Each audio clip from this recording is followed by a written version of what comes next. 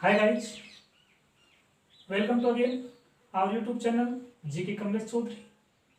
हम राजस्थान के जो इंडस्ट्रीज उद्योग हैं उनको हम पढ़ रहे हैं, जिसमें हमने राजस्थान के 3 महत्वपूर्ण उद्योगों का हमने चर्चा कर ली है। जिसके अंतर्गत हमने कौन सा देखा है? सूती वस्त्र उद्योग, चीनी उद्योग और सीमेंट उद्योग का क्या किया है, हमने अध्ययन किया है। आज हम अगले उद्योग का अध्ययन करने हैं जा रहे हैं, वो कौन सा है? कांच उद्योग। अब देखो, कांच उद्योग की हम बात करते हैं तो सबसे पहले हम ये देखते हैं कांच उद्योग के लिए हमें कौन कौन से क्या चाहिए, कच्चे पदार्थ की आवश्यकता होती है। तो कच्चा पदार्थ इसके लिए क्या चाहिए? सबसे पहले आपको देखना है क्या चाहिए, बालू मिट्टी। एक तो बालू मिट्टी चाहिए, बालू मिट्टी के साथ में क्या चाहिए? सोडियम सल्फेट प्लस सीरा प्लस कोयला। इन सबको मिलाकर किसका निर्माण होता है? कांच का निर्माण होता है। देखना कि हमें कांच उद्योग के लिए, किसके लिए? कांच उद्योग के लिए कच्चे पदार्थ कौन से चाहिए? हमें बालू मिट्टी चाहिए, सोडियम सल्फेट चाहिए, सीरा चाहिए और कोयला चाहिए। इन सबसे मिलाकर किसका निर्माण होता है? कांच का निर्माण होता है। अब इसमें देखते हैं तो हम देखें कौन से राष्ट्रीय स्तर। देखो, राष्ट्रीय स्तर पर कामगारों की दक्षता बढ़ाने के लिए, दक्षता वृद्धि के लिए देखो, ध्यान से देखो, बालू मिट्टी, सोडियम सल्फेट, सीरा, कोयला, ये तो हमें क्या चाहिए? कच्चा पदार्थ चाहिए। लेकिन इसके लिए क्या चाहिए? हमें दक्ष कारीगर होने चाहिए, अर्थात जो काम करने वाले लोग हैं वो दक्ष होने चाहिए। तो राष्ट्रीय स्तर पर कौन सी लगी हुई है? केंद्रीय ग्लास एवं सिरमिक, केंद्रीय ग्लास एवं सिरमिक अनुसंधान संस्था, जो कहाँ है? अहमदाबाद में। अहमदाबाद बोले तो गुजरात में। ठीक। अब देखो, ध्यान से देखना है यहाँ पर राष्ट्रीय स्तर के जो कामगार हैं उनकी दक्षता। देखो, दक्षता मतलब वो क्या होती है? कोई भी कार्य होता है उसको अच्छे तरीके से, निपुण तरीके से करना, वो क्या कहलाती है? दक्षता। और उसमें वृद्धि करने के लिए केंद्रीय ग्लास एवं सिरमिक अनुसंधान संस्था क्या है? एक खोली गई है, स्थापित की गई है। वो कहाँ है? अहमदाबाद, गुजरात में। आप सीधा सा कह सकते हैं कि इस संस्था के माध्यम से इन व्यक्तियों में क्या क्या की जाती है? दक्षता वृद्धि की जाती है। अब ये जो दक्षता वृद्धि है ये कैसे की जाएगी? कि इन व्यक्तियों को क्या दी जाएगी? ट्रेनिंग दी जाएगी। क्या दी जाएगी? ट्रेनिंग दी जाएगी। और ट्रेनिंग के कारण इन व्यक्तियों को क्या किया जाता है? इस क्षेत्र में बहुत ही अच्छे तरीके से क्या किया जाता है? दक्ष किया जाता है। इतना ठीक है। अब हम बात करते हैं कहां पर? राजस्थान में। तो राजस्थान में सर्वाधिक उत्पादन, क्या राजस्थान में जो सर्वाधिक उत्पादन है वो कहाँ होता है? धौलपुर में। कहाँ होता है? धौलपुर में। शीशे का सर्वाधिक उत्पादन राजस्थान के किस जिले में होता है? तो धौलपुर में।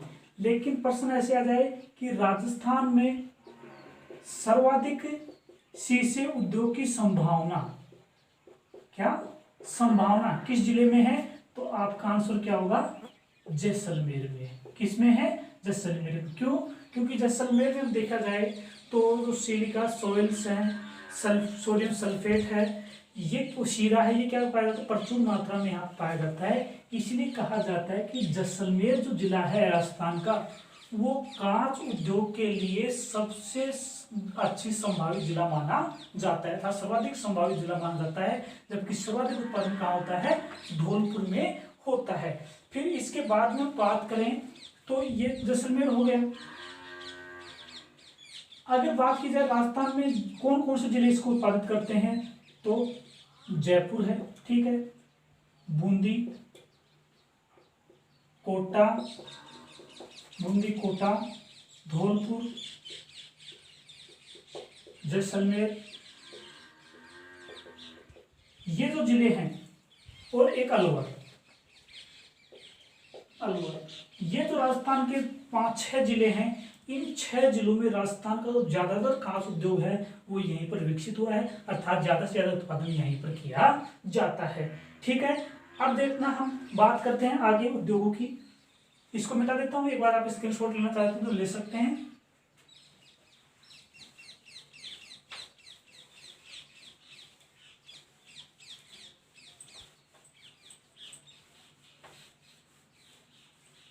खास उद्योग के लिए कच्चा माल क्या क्या चाहिए?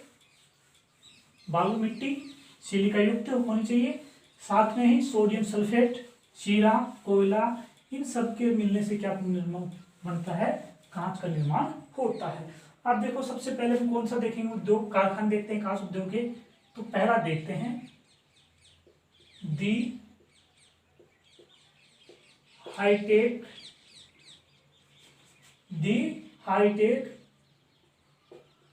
Seasoning glass factory.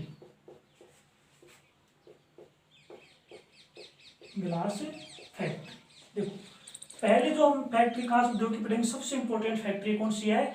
दी हाईटेक सीजनिंग ग्लास फैक्ट्री। ये जो फैक्ट्री है ये राजस्थान में कौन से जिले में स्थित है? तो आप क्या कहेंगे, राजस्थान के जो धौलपुर जिला है वहां पर क्या है, ये फैक्ट्री पाई जाती है। देखो आगे इस विशेषता क्या है इसकी। ये जो फैक्ट्री है ये कौन से क्षेत्र की है? सार्वजनिक क्षेत्र का क्या माना जाता है? उपक्रम।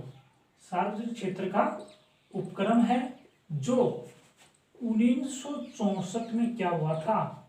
स्थापित हुआ था। याद रखना, the hitech seasoning glass factory है, धौलपुर में है, और ये सार्वजनिक क्षेत्र का क्या है? उपक्रम है, जो 1964 में क्या हुआ था? स्थापित हुआ था। ये जो फैक्ट्री है ये गंगानगर शुगर मिल के अधीन कार्य करती है, के अधीन स्थापित की गई है। पहले हमने उद्योग पढ़े थे तो उसमें हमने देखा चीनी उद्योग में कि गंगानगर शुगर मिल है, इसी की एक जो शाखा है वो कौन सी किसको चलाती है? हाईटेक कंपनी ग्लास फैक्ट्री को चलाती है। तो ये गंगानगर जो शुगर मिल है उसी के अधीन क्या की गई? ये फैक्ट्री स्थापित की गई है। और इस फैक्ट्री की प्रमुख विशेषता वो क्या है? वो ये है कि यहाँ पर शराब फैक्ट्री के लिए, किसके लिए? शराब फैक्ट्री के लिए किसका निर्माण किया जाता है? बोतल का निर्माण होता है, अर्थात बोतल बनाई जाती है। बोतल का निर्माण कह दीजिए, अर्थात बोतल बनाई जाती है। ठीक है, लेकिन वर्तमान में अगर देखा जाए तो ये फैक्ट्री क्या है? बंद है। अर्थात कह सकते हैं कि वर्तमान में देखा जाए तो ये फैक्ट्री क्या है? बंद है। देखो, the hitech seasoning glass factory है, देखा जाए तो कांच उद्योग के लिए सबसे इंपॉर्टेंट फैक्ट्री है, जो कहां पर है? धौलपुर में। ठीक है, इतना। सार्वजनिक क्षेत्र का क्या ये? उपक्रम है। कौन क्षेत्र का है? सार्वजनिक क्षेत्र का। गंगानगर शुगर मिल लिमिटेड, मिल जो क्या है? चीनी उद्योग की जो मिल है उसके अधीन ये स्थापित की गई है। कब? 1964 में। और इस फैक्ट्री में शराब के लिए जो बोतल होती हैं उनका क्या किया जाता है? निर्माण किया जाता है। इतना ठीक है ना? ओके, अब आगे हम चलते हैं नंबर 2। कौन सी है? Dholpur glass works. Dholpur glass works नाम से स्पष्ट है, कौन से जिले में है? धौलपुर में। कौन से जिले में स्थित है? धौलपुर जिले में स्थित है। और इस फैक्ट्री की अगर प्रमुख विशेषता देखी जाए तो क्या है? 2010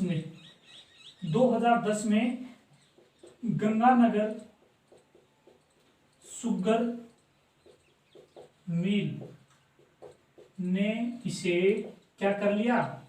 अपने अधीन कर लिया। अपने अधीन कर लिया।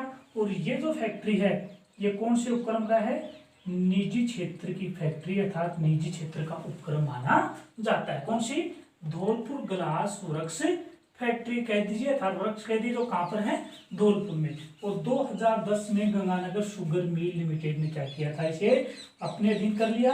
और ये जो फैक्ट्री है ये कौन से उपक्रम का है, निजी क्षेत्र का उपक्रम माना जाता है। ठीक है, इतना ओके। आप इसका एक बार स्क्रीनशॉट ले लीजिए, फिर आगे फैक्ट्री की बात करते हैं।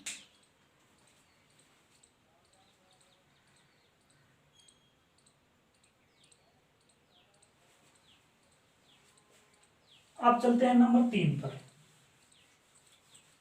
नंबर 3 जो खास उद्योग का कारखाना है उसकी चर्चा करेंगे।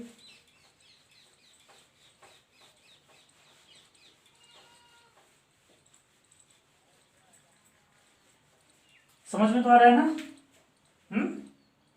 बोल देना। ठीक है, number 3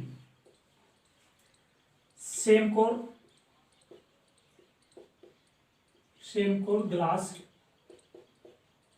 factory. Samcor glass factory जो कहाँ स्थित है, कोटा में। कहाँ स्थित है, कोटा में। आप इतना याद रखना कि सेमकोर ग्लास फैक्ट्री है उसकी अवस्थिति कहाँ पाई जाती है, तो क्या, कोटा में पाई जाती है। इस फैक्ट्री की प्रमुख विशेषता क्या है कि ये दक्षिण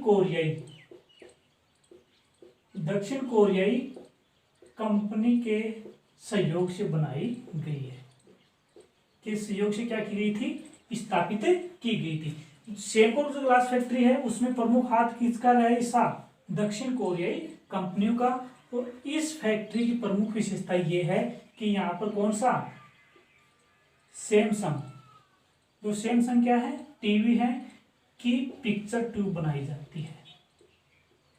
पिक्चर ट्यूब का क्या किया जाता है, निर्माण किया जाता है।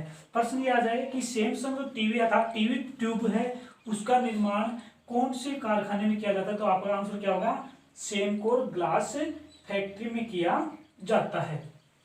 ओके, इसके बाद में हम बात करते हैं तो कौन सी की, नंबर 3 की। 3 में बात करें तो कौन से आता है, सॉरी नंबर 4 में सेंट गोबेन ग्लास वर्क्स। और ये जो इसकी स्थिति वो कहां पर है, भिवाड़ी अलवर में। कहां पर, भिवाड़ी अलवर में क्या पाई जाती है, इसकी अवस्थिति पाई जाती है। अब देखो इसकी प्रमुख विशेषता ये है कि ये दक्षिण कोरिया से लगा था सेमकोर। तो सेंट गोबेन है ये कौन से देश की सहायता से लगाया गया था, तो फ्रांस की सहायता से लगाया गया था। किसकी सहायता से, फ्रांस की सहायता से। प्रश्न ये आ जाए, माना कि दक्षिण कोरिया कंपनी के द्वारा कौन सा फैक्ट्री था, कौन सा वर्क्स लगाया गया था, तो कौन सा बताओगे आप, सेमकोर बताओगे। लेकिन जब बात की जाए किसकी, कि सेंट गोबेन ग्लास वर्क्स है उसमें कौन से देश का हिस्सा था, तो आप क्या कहेंगे, फ्रांस का। और ये कब स्थापित की गई थी, 2008 में क्या हुई थी, स्थापित की गई थी। ठीक है, इतना ओके। अब ये जो फैक्ट्री है यहाँ विश्व का सबसे बड़ा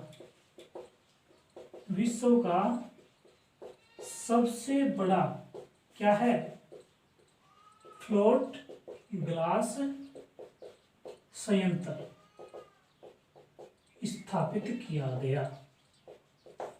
देखो सबसे अच्छी बात यह है कि विश्व का जो सबसे बड़ा फ्लोट ग्लास है, क्या फ्लोट ग्लास संयंत्र है, वो कहां पर स्थापित किया गया है, तो वो कहां किया गया था, सेंट गोबिन में किया गया था ग्लास वर्क्स में, जो कहां है, भिवाड़ी अलवर में है, कोयलान में यहाँ पर स्थित है। तो इस प्रकार से हमने कितने पढ़े हैं, 4 पढ़े हैं खास उद्योग के। पहला कौन सा था, the hitech spring glass factory, दूसरा धौलपुर ग्लास फैक्ट्री, तीसरा सेमकोर ग्लास फैक्ट्री, और जो नंबर 4 है वो कौन सा पढ़ा हमने, सेंट गोबेन ग्लास वर्क्स। इस प्रकार से हम देखा जाए तो ये राजस्थान के क्या थे, 4 बहुत ही इंपोर्टेंट खास उद्योग थे।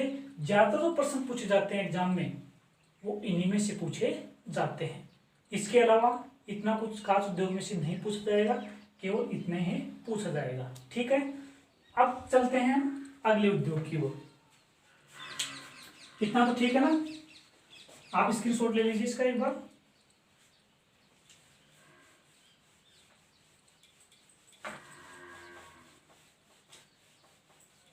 अब नेक्स्ट उद्योग की हम चर्चा करेंगे। कौन से उद्योग की? ऊनी उद्योग। कौन सा है? ऊनी उद्योग।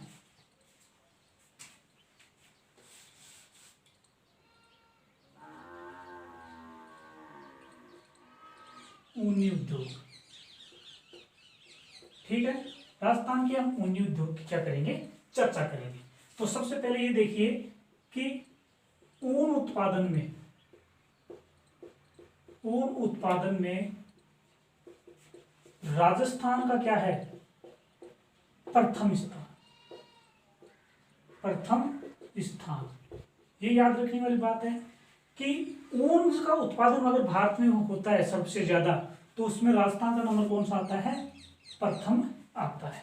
ठीक है, प्रथम क्यों आता है? क्योंकि राजस्थान में भेड़ें हैं, वो सबसे ज्यादा पाली जाती हैं। और ऊन किससे प्राप्त होता है? सर्वाधिक भेड़ों से होता है। तो सर्वाधिक ऊन राजस्थान में मिलेगी। ऊंट है वो भी कहाँ मिलते हैं? राजस्थान में मिलते हैं। तो सर्वाधिक ऊन प्राप्त करने वाला, उत्पादन करने वाला जो राज्य है वो कौन सा है? राजस्थान है। अब राजस्थान में उत्पादन है, तो उत्पादन के अंतर्गत ऊन की सबसे बड़ी मंडी, ऊन की बड़ी अथवा बड़ी मंडी कह सकते हैं। बड़ी मंडी मतलब सबसे बड़ी मंडी है वो कहां पर है? बीकानेर में। कहां पर? बीकानेर में है। उसी तरह से अगर बात की जाए कि ऊन अनुसंधान केंद्र